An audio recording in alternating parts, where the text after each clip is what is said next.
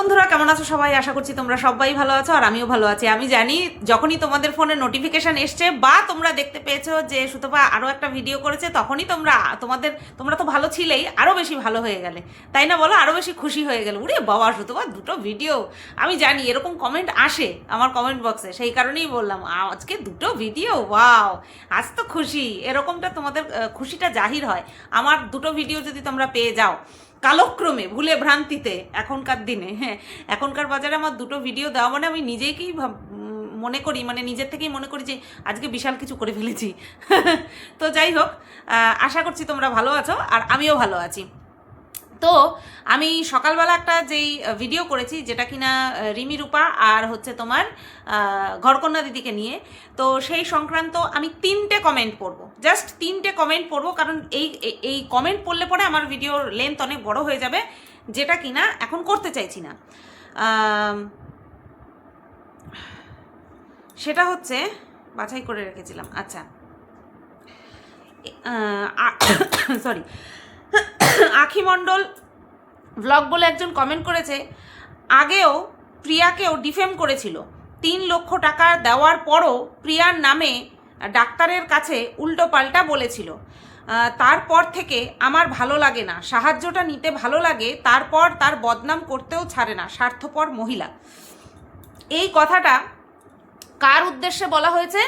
রূপার উদ্দেশ্যে। আচ্ছা, আমি তোমাদেরকে প্রথমেই বলেছি রিমি রূপা চ্যানেলের কার নাম রিমি, কার নাম রূপা, এটা কিন্তু আমি জানি না সঠিক। আর সকালের ভিডিওটাতেও আমি ভুল বলেছি, বলে নিয়ে আবার বলেছি যে তোমরা কিন্তু ঠিক করে দিও। এবার আর ভুলবো না যে মায়ের নাম হচ্ছে রূপা আর বাচ্চাটার নাম হচ্ছে রিমি। এইবার এই যে আমি ভুল বলেছি সেটা তো তোমরা অনেকেই সংশোধন করে দিয়েছো। সাথে একটা কমেন্ট এসেছিল, যেই কমেন্টটাতে ফুল অফ নেগেটিভিটি ছিল কমেন্টের মধ্যে। সেই কমেন্টটা আমি অবশ্যই রিমুভ করে দিয়েছি, কারণ সেই কমেন্টের মধ্যে অহেতুক নেগেটিভ কথাবার্তা ছিল। যদি যুক্তি দিয়ে নেগেটিভ কথাবার্তা রাখে, বলে, কমেন্ট করে, তাহলে কিন্তু আমি সেই কমেন্ট রাখি, উপরন্তু আবার রিপ্লাইও করি। এরকমই একটা কমেন্টের, নেগেটিভ কমেন্টের আমি রিপ্লাই করেছি, বাট খুঁজে পাচ্ছি না। আমি যে রিপ্লাই করেছি সেই কমেন্টটাই আর খুঁজে পাচ্ছি না।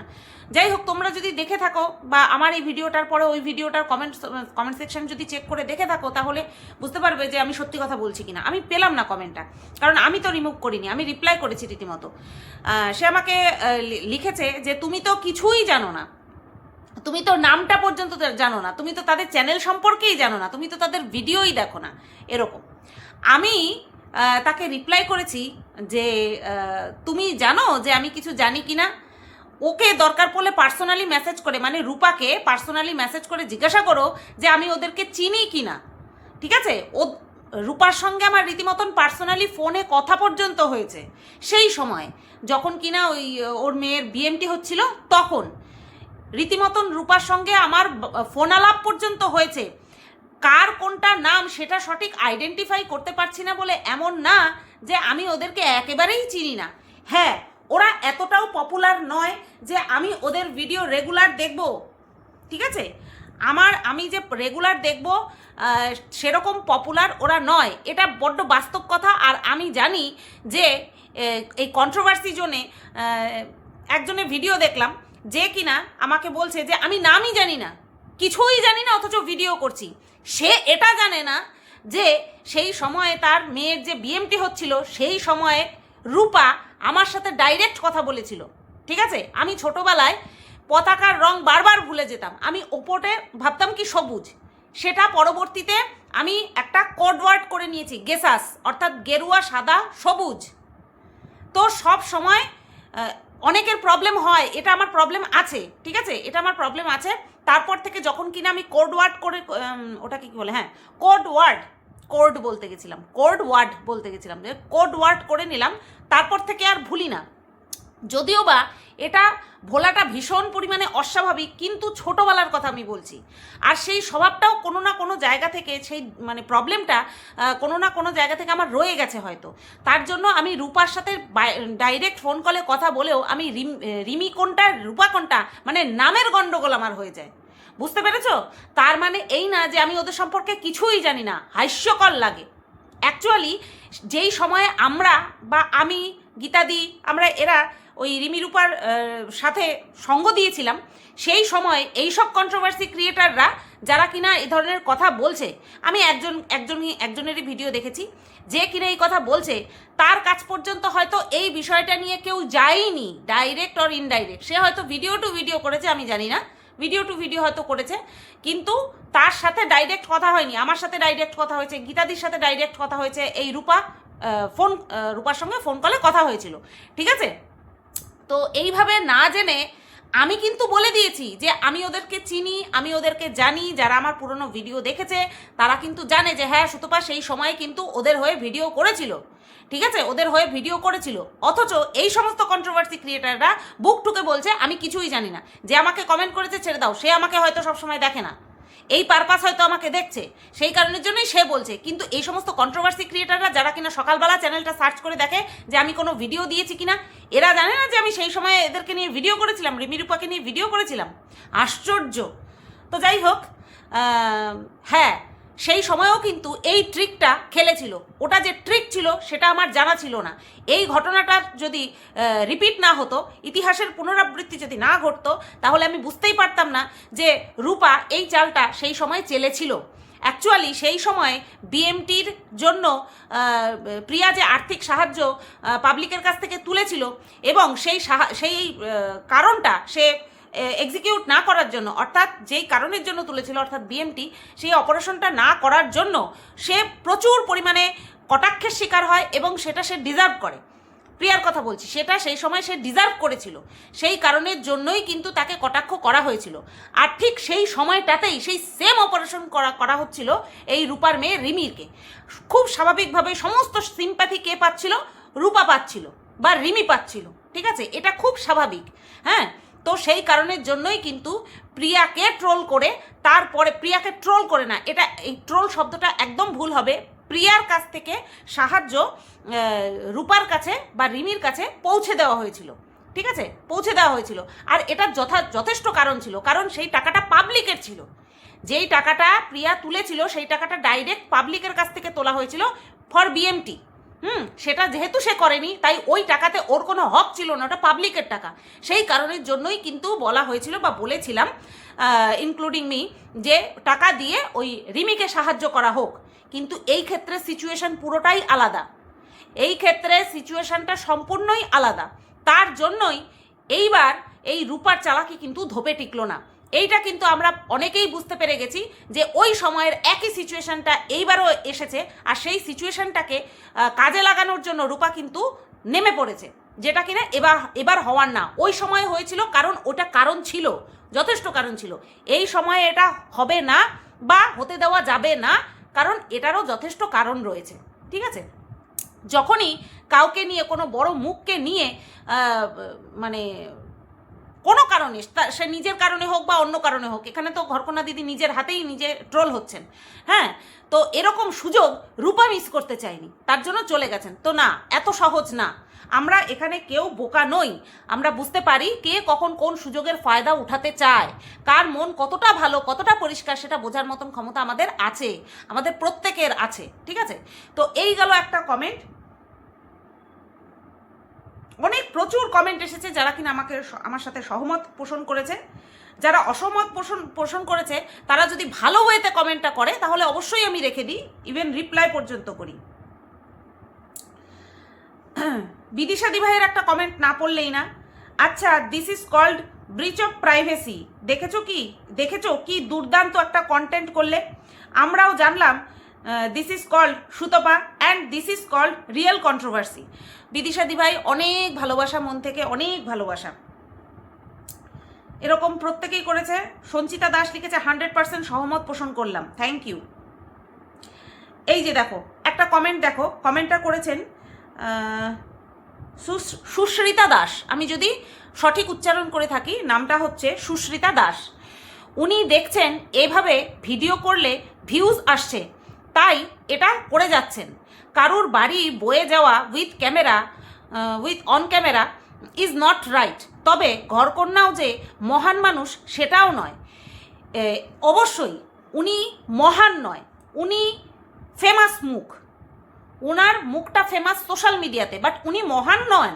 এটা আমরা সবাই জানি উনি মহান নন। হ্যাঁ, উনি সোশ্যাল মিডিয়াতে বড় পরিচিত মুখ, এছাড়া ওনার অন্য কোনো আইডেন্টিটি বা ওনাকে খুব একটা আদর্শ মানতে হবে সেরকম এখনও উনি কিছু করেননি। উনি নিজের ফিল্ডে ঠিক আছেন, এই ভেরি রিসেন্ট ঘটনাটা বাদ দিয়ে। ওনাকে আমি কমেন্ট করেছিলাম যে ডকুমেন্টস দাও, এখানে ওনাকে অর্থাৎ রূপার কথা বলা হচ্ছে, ডকুমেন্টস দাও, আমি হয়তো কিছু হেল্প করব।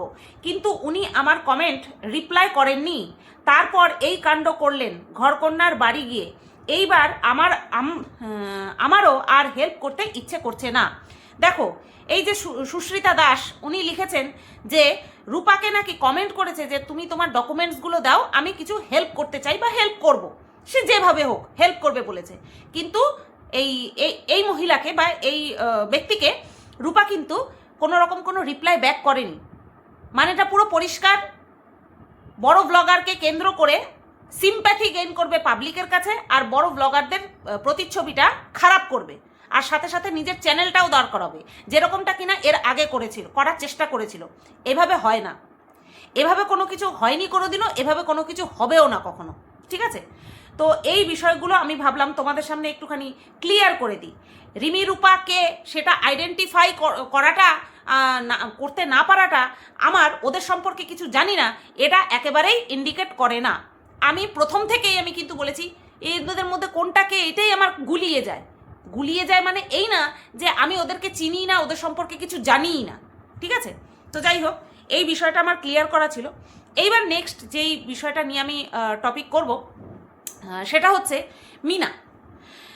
কন্ট্রোভার্সি প্রত্যেকটা ব্লগার চাইছে, প্রত্যেকটা ব্লগার বড় থেকে ছোট সবাই চাইছে।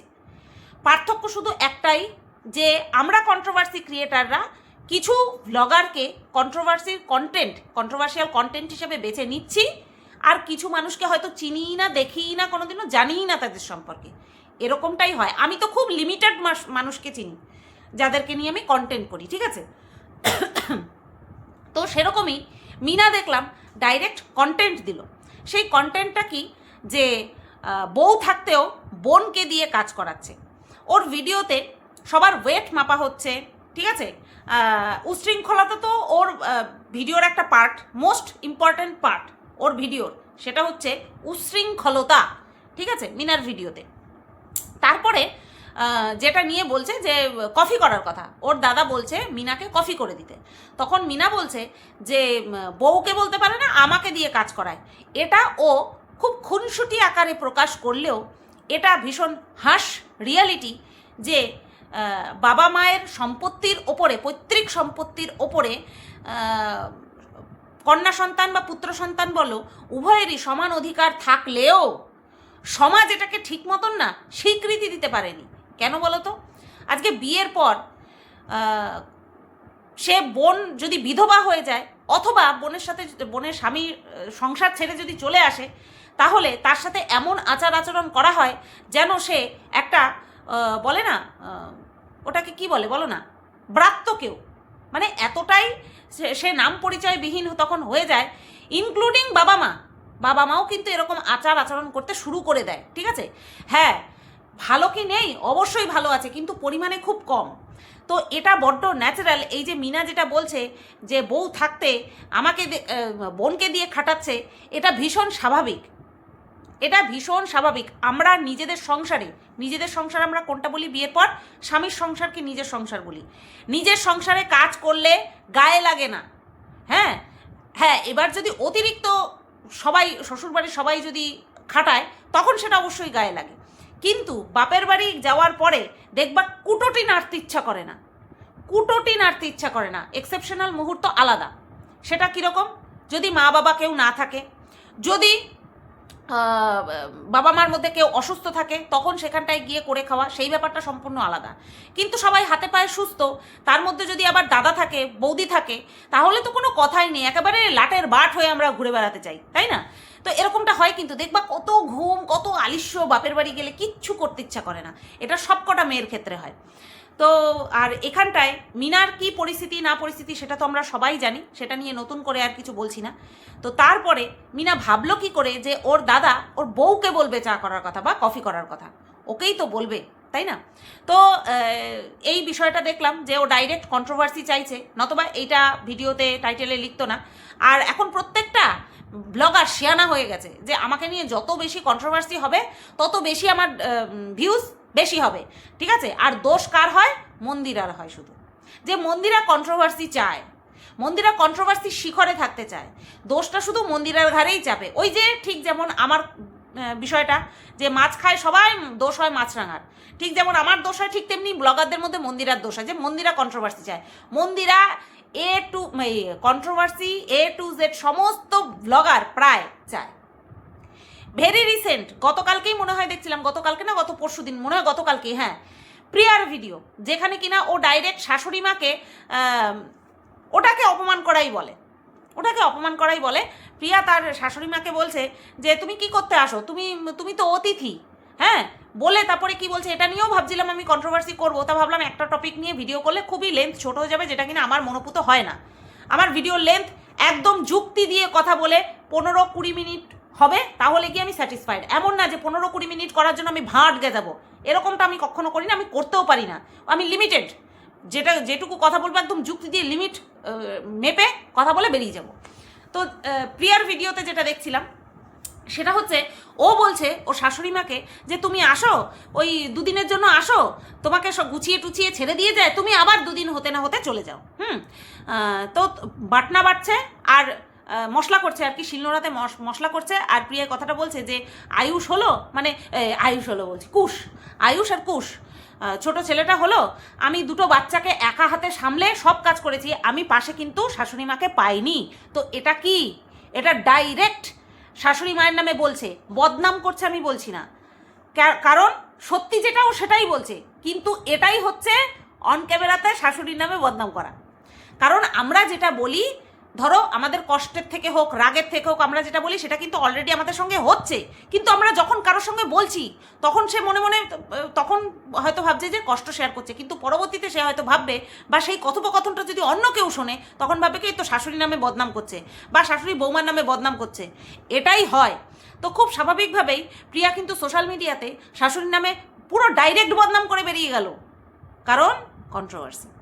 প্রিয়া জানে এটা নিয়ে কন্ট্রোভার্সি ক্রিয়েটারদের চোখে পড়লে, কানে গেলে কন্ট্রোভার্সি হবেই হবে। তো আমিও ভাবছিলাম যে বিষয়টা নিয়ে ডাইরেক্ট কন্ট্রোভার্সি করব, কিন্তু করিনি। এইবার প্রিয়াকে একটা কথা বলি, মানে প্রিয়ার উদ্দেশ্যে একটা কথা বলি। শাশুড়ি মায়ের কথা বলছে, তো বাচ্চা কাচ্চা ছোট থাকলে নিজের মাও তো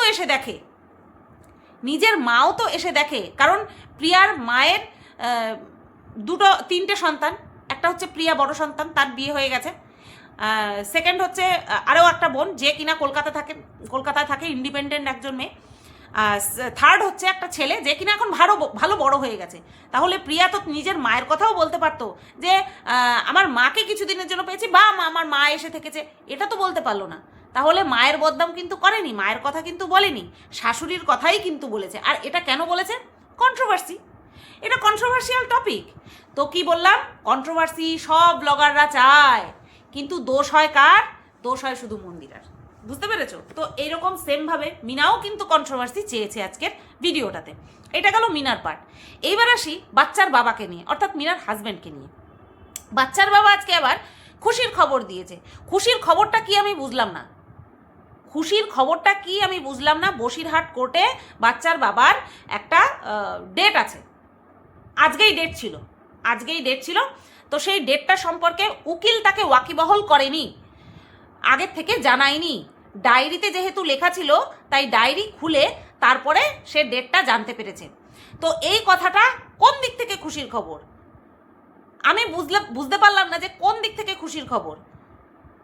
ওকে বাদ দিয়ে, মানে বাচ্চার বাবাকে বাদ দিয়ে কেসে কিছু একটা হয়ে যাবে, সেইটা হতে দিল না, বা সেটা হয়নি। বাচ্চার বাবা আগের থেকে ডায়েরিতে ডেটটা দেখে নিয়েছে, সেটা খুশির খবর। ও আচ্ছা আচ্ছা। তারপরে শুনছি যে ডিভোর্সের ব্যাপারটা। বাচ্চার বাবা বলছে যেগুলো আমি বলেছি সেগুলো মেনে নিলেই ডিভোর্স হয়ে যাবে। এইবার এই যে কথাগুলো সোশ্যাল মিডিয়াতে বাচ্চার বাবা বলছে, যে যেগুলো আমার ডিমান্ড, বা যেগুলো আমার চাই, সেগুলো দিলেই, পূরণ করলেই ডিভোর্স আরামসে হয়ে যাবে। বাচ্চার বাবার কি ডিমান্ড ছিল? ওই এফডি করা 5 লক্ষ টাকা সেটা পুরোটাই মিনার হক ছেড়ে দিতে হবে, ঠিক আছে? নমিনি তো ছেলে, সে 18 বছর হলে পরে তারপরে পাবে, ওর নামে হবে। তার আগে কাদের নামে? জয়েন্ট অ্যাকাউন্ট, মানে বাবা আর মার নামে। তো মা তার পুরো অধিকার ছেড়ে দিতে হবে ওই 5 লক্ষ টাকার উপর থেকে, এটা একটা। সেকেন্ড যেটা, সেটা হচ্ছে মিনা তার শ্বশুরবাড়ি থেকে যা যা গয়না চুরি করে নিয়ে এসেছিল বলে বাচ্চার বাবা এতদিন পর্যন্ত বলেছে, সেইগুলোকে ফেরত দিতে হবে। এই কেসটা ততদিন চলবে যতদিন না পর্যন্ত বাচ্চার বাবা প্রুফ করতে পারবে যে মিনা কোনো গয়না নিয়েছে, একদম সলিড এভিডেন্স দিয়ে। ওই মুখে বললাম আর মিনা ওই ডিভোর্স পাওয়ার জন্য বিনা চুরিতে, আমি বলছি না যে চুরি করেনি, আবার চুরি করেছে সেটাও আমরা জানি না, কারণ কোনো সলিড প্রুফ নেই। কারণ যদি গয়না চুরি যেত তাহলে ডে 1 থেকে চিৎকার করে বলতো গয়না নিয়ে গেছে, গয়না নিয়ে গেছে, গয়না নিয়ে গেছে। আমরা কি শুনেছি? মাটি খুঁড়ে গয়না নিয়ে গেছে, বুঝতে পেরেছো? তো আমার এই কথাটাতে একেবারেই ভরসা হয়নি যে মিনা অন্যের গয়না চুরি করে নিয়ে, শাশুড়ির গয়না টয়না চুরি করে নিয়ে পালিয়েছে, এটা আমার একেবারেই বিশ্বাস হয় না, ঠিক আছে? তো এই সম্পর্কে কোনো সলিড প্রুফ আজ পর্যন্ত দিতে পারেনি। তো আমাদেরকে না দিয়েছে ছাড়ো, কোনো অসুবিধা নেই। কিন্তু উকিলের কাছে বলছি, জাজ সাহেবের কাছে বা কোর্টে যতক্ষণ না প্রুফ করতে পারবে যে আমার এই গয়না নিয়ে গেছে, ততদিন পর্যন্ত ওই গয়না চাইলেও ফেরত পাবে না, আর ডিভোর্সও হবে না। হোক দুজনেই বুড়ো বুড়ি, তাই না? হোক না দুজনেই বুড়ো বুড়ি, আর কি আছে জীবনে? আর কি বিয়ে করতে হবে? বিয়ে করতে হবে না কারণ। তো ডিভোর্স না হলে ক্ষতি নেই। তো এই 3টে টপিক নিয়ে আজকে আমার এই ভিডিওটার আলোচ্য বিষয় ছিল, ঠিক আছে? আর তার মধ্যে প্রিয়াকে আমি এক্সট্রা করে ঢুকিয়ে দিলাম, কারণ প্রিয়ার ভিডিওটাও আমি দেখেছিলাম, বুঝতে পেরেছো? তো এই ভিডিওটা এই পর্যন্তই রাখলাম। কেমন লাগলো অবশ্যই কমেন্ট করে জানিও। সবাই তোমরা ভালো থেকো, সুস্থ থেকো, টাটা।